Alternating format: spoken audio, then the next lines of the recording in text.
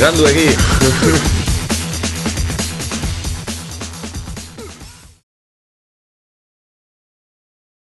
Ikusentzule maiteok, joan den astean zin egin genuen Twitterren 1000 jarraitzailera iristen baldin bagileen biluztu egingo ginela.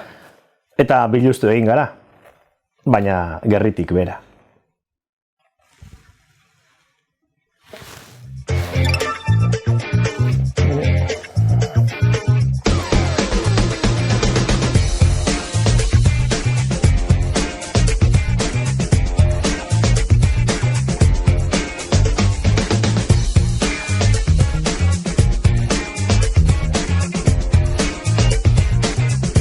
Ongi etorri berandu gira, Eusko Jaurlaritza berriko 8 sailburuak aurkeztu dituzte asteburuan. Adorea behar da gero, gauzak dauden bezala, kargu publiko bat hartzeko.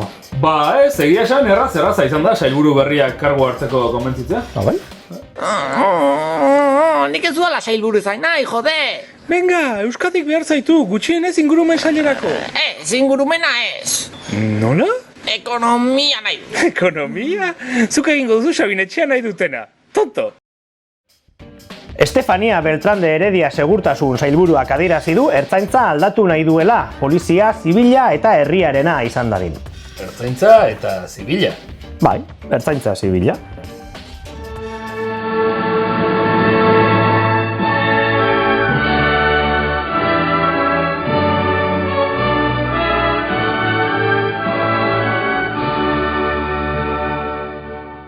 Eta Juan Mari Aburto izango da enplegu eta gizarte politiken sailburua.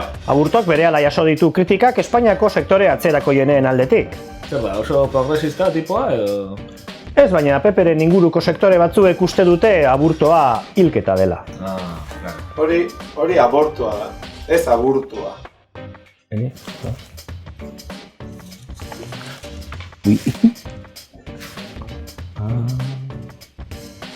Edo nola gu abortuaren alde gaude eta aburtoren alde ere bai lana ziurtatzen badigu.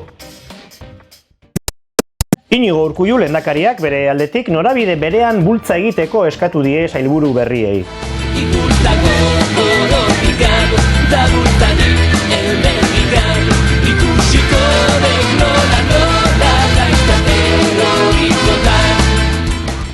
Hasi, uste dut hau ezela sartu behar genuen bideoa, Tira, dena den espero ezagun sailburuek hauek baino punteria hobea dukiko dutela. Polemika piztu da ETV-ko Euskal Kantuen Gaua programa dela eta 19 legebiltzarkidek Ruper Ordorikaren Zaindu maite duzun hori kanta abestu dute eta Oñatiko kantariak adierazi du inork ez ziola baimenik eskatu. Hauek izan dira zehazki Ruper Ordorikaren hitzak. Inork ez zidan baimenik eskatu. Kexaren ondoren, ETVk erabaki du legebiltzarkideen izaerari asko hobeto egokitzen zaion ereserki hau erabiltzea. Ni guai naiz, nere lagunak guai dira, nere lagunak ez direnak, oiek ez dira inolaz ere guai. Guai bizitzen gara, guai drogatzen gara, sartzen ditugun rayitak eren dira guai. Bla, bla, bla, bla, bla, bla, bla, bla, bla, bla, bla. Guai, garen ez gure eritziak dira guai. Besten eritziak ordea, oiek ez dira inolaz ere guai. Guai jazten gara, guai jaten dugu, gure asmoak dira guai, gure ekimenak dira guai. Besten ekimenak ordea, oiek ez dira inolaz ere guai. Egiten ditugun tertuliakaren dira guai. Ritmo honekin kriston gogoa jarri zen legebiltzarkide izateko. Manijoa eusko ekintzan afiliatzera.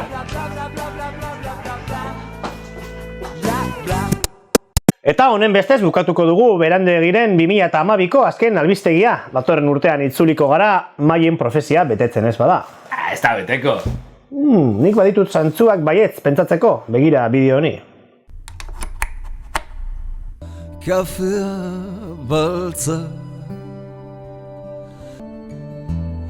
Nahi nuke amets, nahi nuke lo. Itzartu gero. Mesedez, amaitu dadila mundua! Mikel Urdangarina zerretu egin da ikusten duenean. Ez, lasai, ez dago ez telebistarik ez internetik. Orduan.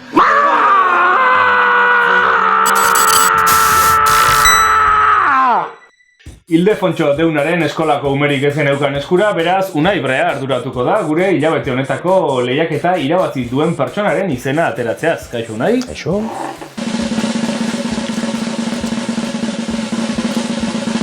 Eneko Sánchez. Zorionak eneko, asteburu pasa irabazi duzu Iratiko Besaro hotelean. Eta guk orain tartea irekiko diogu Estitxu Eizagirreri. Aste honetako azala, euskoa da. Urtarrila bukaeran iparraldean martxan jarriko den moneta. Eusko bat, euro baten truke eskuratu ahal izango duzu eta bertako ekonomia, euskera eta ingurumena bultzako ditu. Nola, irakurri astekarian Mikel Azurmendik egindako elkarrezketa. Unai Brea gai nagusian airearen kalitatea aztertu du. Erakunde publikoek kalitate oneko aire arnasten dugula diote, baina esan edutena zera da, legeak eskatzen duen kutsadura maila betetzen duela. Aldiz, legeak baimentzen duen kutsadura maila hori osasunarentzat kaltegarria da. Unai Break ingurumenari egurra eman dio aste honetan eta Jose Manuel Naredo elkarrezketatu du, ekonomia ekologikoan aditua. Naredok ekonomia berdearen trampak azaldu ditu eta desazkundea kontzeptua ere kritikatu du ekologiaren ikuspegitik. Jarraian, Hego Afrikan etorkinek bizi dituzten arazoi buruzko reportaje batekin utziko zaituztegu.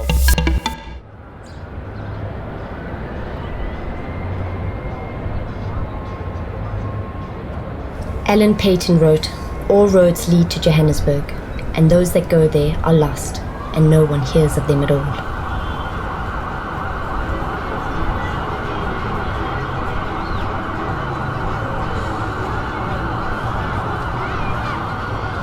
Egunero, milaka lagun Johannesburgora emigratu behar dute bizitza hobe baten bila. Horietako askok, Hego Afrikako muga zeharkatzeko bizitza bera ere jokoan jarri dute. Hiri handi honen erraietako azpimunduan bizi diren ehunka Afrikarren historia da Pep Bonet argazkilariak Into the Shadows proiektuan jaso duena.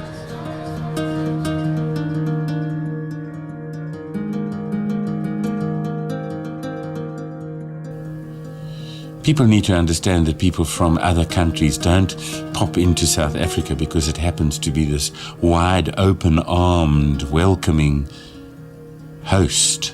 It's in actual fact got a stinking reputation in terms of its aggression and violence against people. So for people to still be making decisions to come here, you must really understand they are desperate. You're invading our space. You don't belong here. You know, where do they belong? You know, in a coffin, I suppose.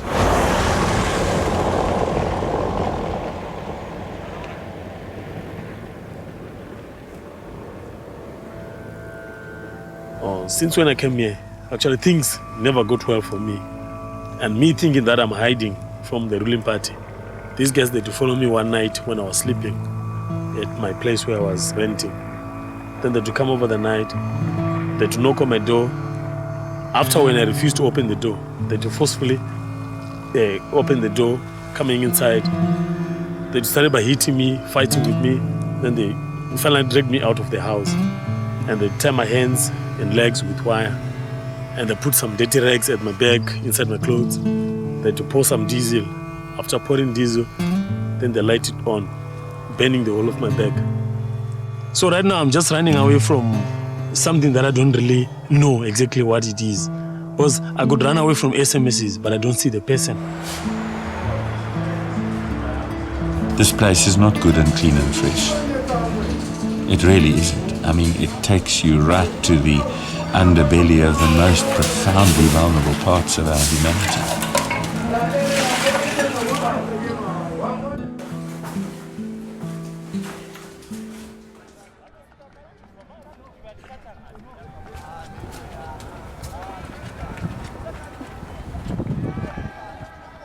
A man cannot just be crazy to go out of his mother's house, going to another place.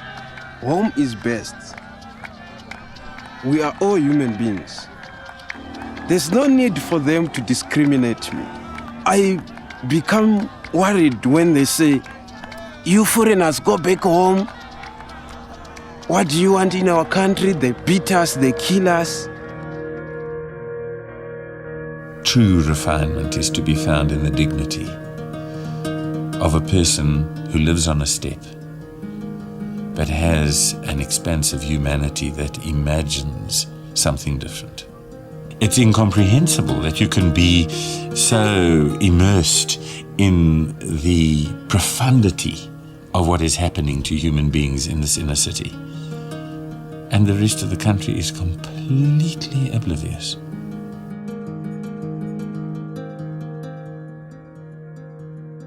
I can be violent with you, but not touch you. I can in actual fact kill you completely and then force you to carry on living your life. I can desecrate you so comprehensively that in the end there's nothing left.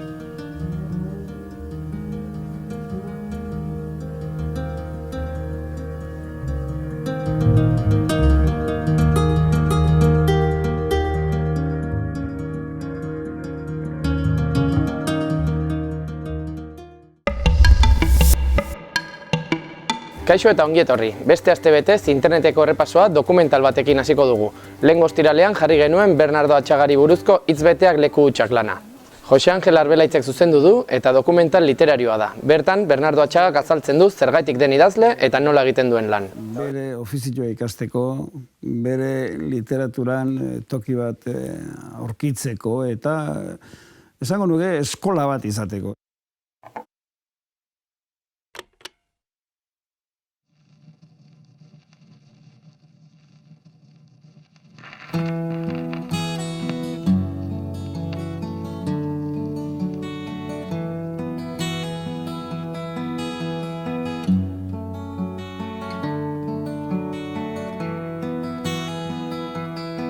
Erdoilaren tristeziarekin batera ziutate honen soinekua udazkenetan lambrua da eta bere sabaia laino baso bat nun bizi den ilargiaren bada ez badako agonia.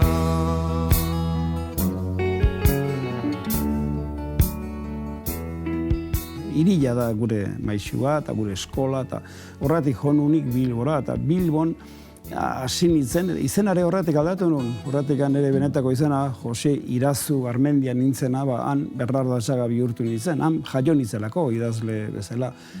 Bilbon, eta esango nuke, gainera Bilboko kilometro karratu batean, hartu Arriaga antzokila, hango kafetegia, ze askotan kafetegia nautekilen, antzokilan baino gehiago eta gero. Bestetik, blogeko artikulu batzuk nabarmendu nahiko genituzke. Hasteko, Irati Sarasua kontatu digu nola bizitu zuen Luis Iriondok Gernikako bombardaketa. Bestetik, Kike Amonarrizek azaldu digu galesak hiztuna galdu dituela, eta hedabidetatik nahiko isilpean pasaden arren oso artikulu interesgarria idatzi du.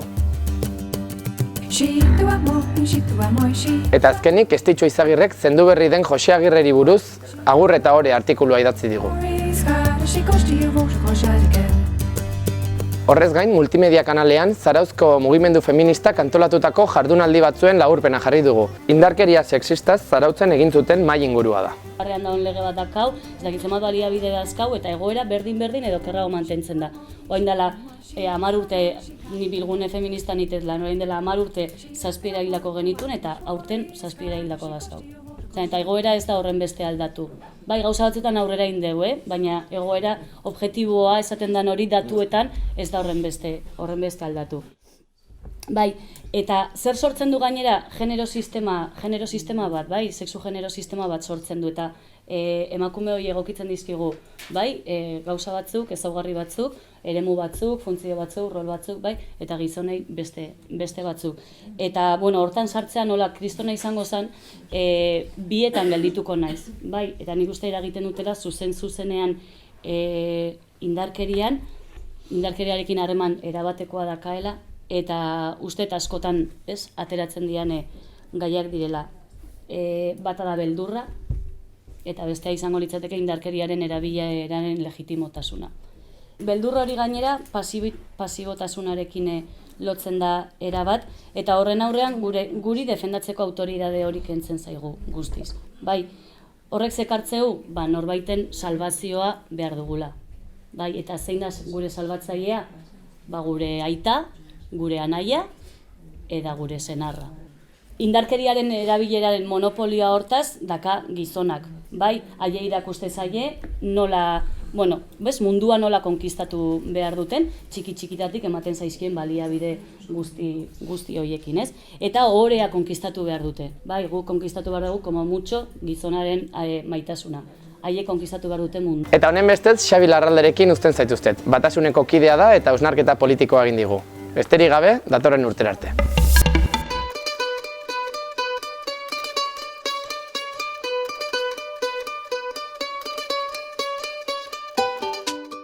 Eta hor hasteko barren ministeritzatik argi da badera lehokatze bat erabatekoa espainolen posiziotan, kopiatu itxasi efektua erabatekoa dela. Eta hor balzek nahi izan du aieteren bide horrean kontrako posizio gogor bat markatu, argiki. Xabi Larralde batasunako eleduna da Ipar Euskal Herrian. Bizi dugun egoera politikoa aztertu digu Lapurditik. Hemen politikoki korrektua denaren eremua bake prozesuaren aldekoa da, euskal presoen aldekoa da, euskararen aldekoa da, eta iparraldearen onarpen politikoaren aldeko. Egan behar da guk defenditzen duguna iparralderako da autonomi estatus bat erabakitzeko eskubidearekin ornitua. Batasuna. Batasunak, bai. Hori ez da lurralde elkarkoa, ez da. Hemen adostasun bat eraiki behar da, aintzat hartuta gu zer gauden eta zer pisatzen dugun ere bai. Gure abertzaletasuna momentu honetan ezkerretik eta ikuspegi internazionalista batetik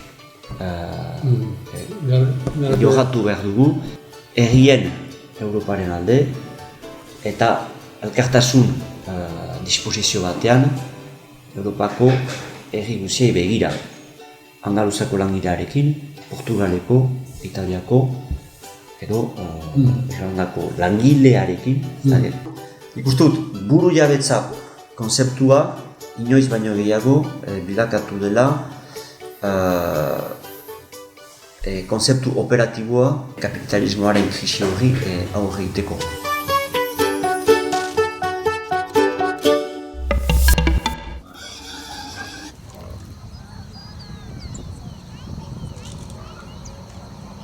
Paraguaiko artista berezi batzuekin agurtuko dugu urte honetako azken saioa.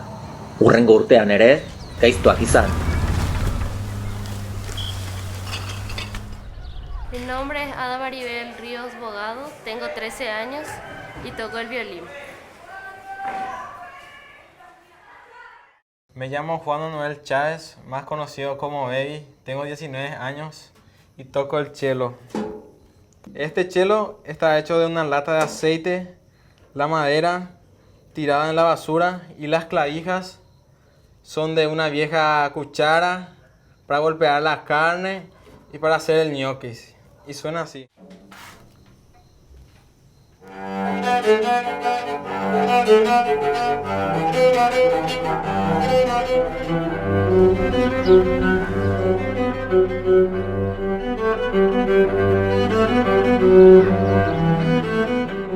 Una comunidad como Caldeura no es un lugar para tener un violín.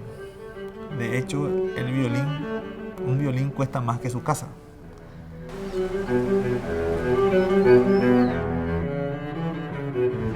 En ese grupo acá mismo encontramos el colado de violín. y de ese empezamos los instrumentos reciclados.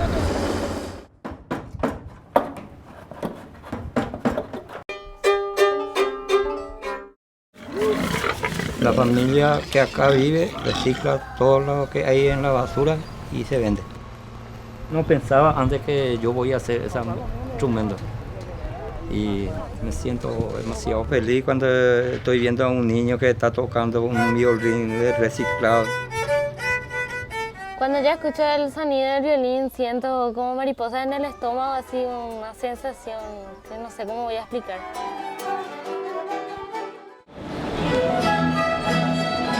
Bueno, la orquesta de instrumentos reciclados es una orquesta que toca instrumentos hechos con la basura. 1, 2, 3. Y mi vida sería... Sin la música estaría decoreíble. La gente se da cuenta que no tenemos que tirar la basura muy fácilmente.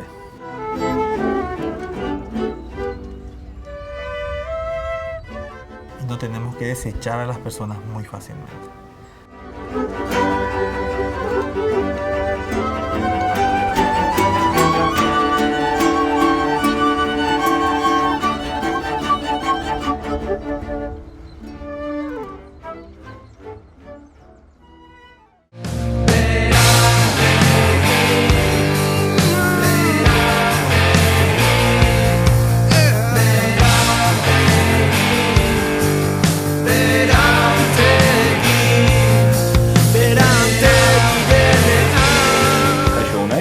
Hilabete honetako lehiake... Inork ez ziola abisatu. Hauek izan dira, ze... Izan dira, zer da izan dira? Inork ez ziola baimenik eskatu. Hauexek izan dira zehazki Ruper Ordorikaren... Hauek txabal. Parkatu. Pintxo bordatu eta bueltak amari. Ez mire, mamogina eta burgina. Nambu da kasa, guaxu. Nola bizitu zuen Gernikako bombardaketa gizon batek? Que sosada de mierda, ze gizon batek. Hasteko, Irati Sarasuak kontatu digu nola bizitu zuen Gernikako bombardaketa Luis Iriondok. Ondo junda, ez, gaizki? Ura bizitu zuen persona batek. Nolako bizituta, denbo guzti nola.